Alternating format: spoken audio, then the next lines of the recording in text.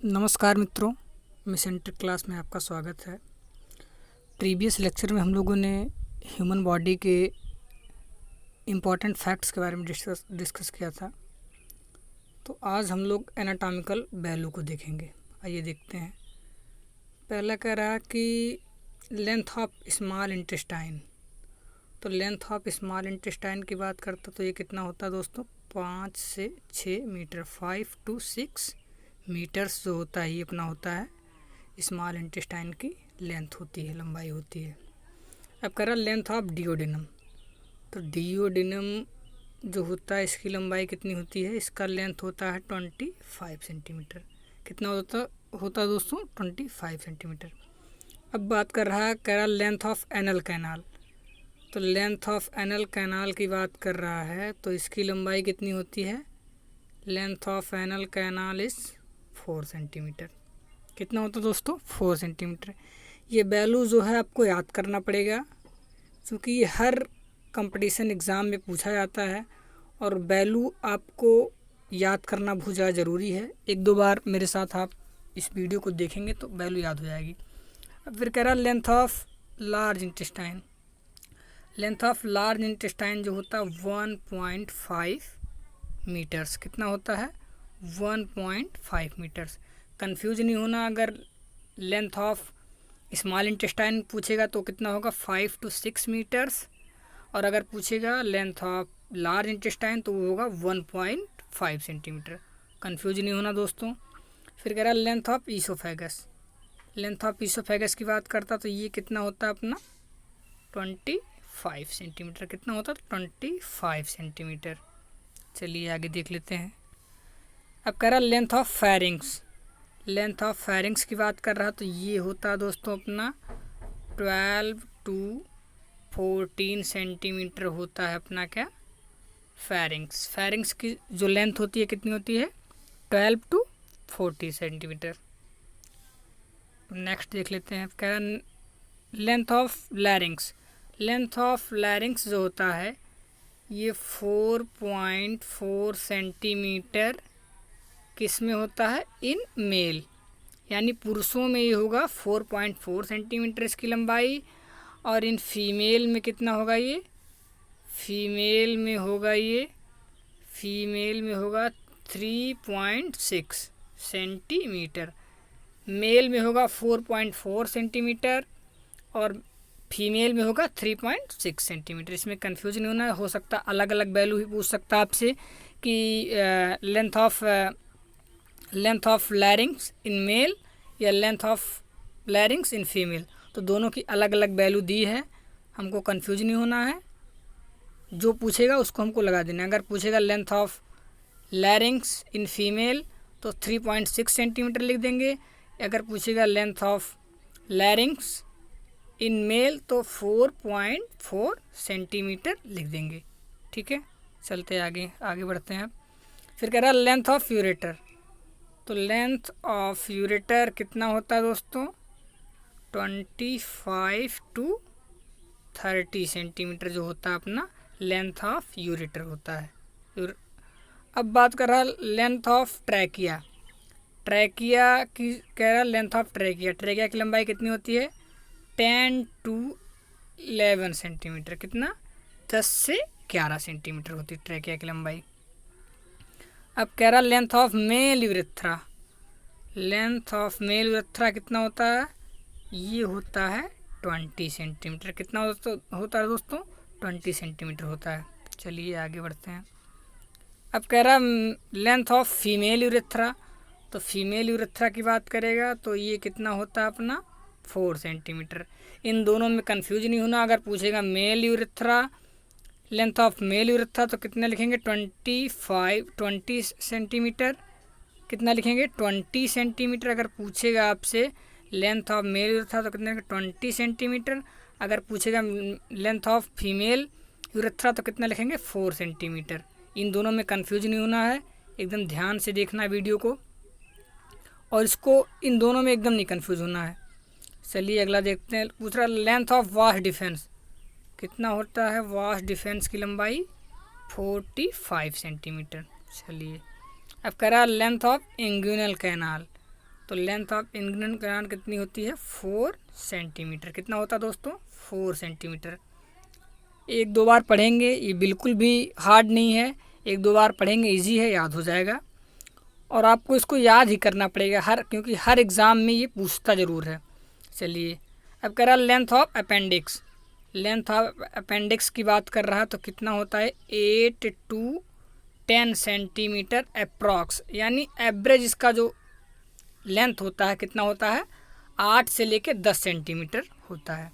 चलिए अब कह रहा है length of external acoustic meatus कितना होता है, ये होता है अपना 2.4 सेंटीमीटर। कितना होता है 2.4 सेंटीमीटर।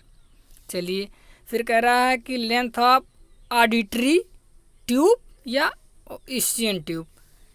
ऑडिटरी ट्यूब को हम लोग ईसीएन ट्यूब के नाम से भी जानते हैं।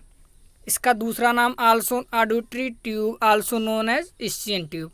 तो इसकी लेंथ कितनी होती है दोस्तों, इसका लेंथ होता है ईसीएन ट्यूब का 3.6 सेंटीमीटर। कितना होता है 3.6 सेंटीमीटर। चलिए कंफ्यूज नहीं होना, इसमें पूछेगा अगर लेंथ ऑफ ऑडिटरी ट्यूब या ईसीएन ट्यूब, क्वेश्चन कभी कभी दोनों तरह से पूछ सकता है, या कभी पूछ लेगा कि लेंथ ऑफ ऑडिटरी ट्यूब, तब भी हम लोग को क्या लिखना है 3.6 सेंटीमीटर।